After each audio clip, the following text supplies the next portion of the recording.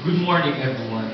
I'm JP Silva, a second-year medical technology student from Far Eastern University.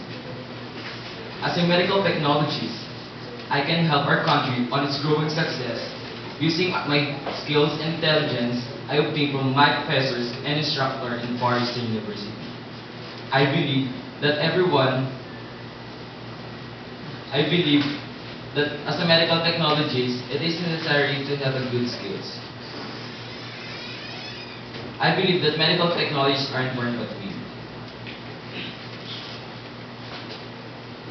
Some of the good skills I have is I can work under time pressure and I can follow instruction easily. I can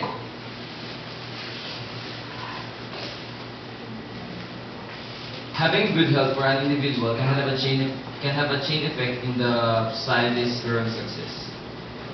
For this, improving the health of the society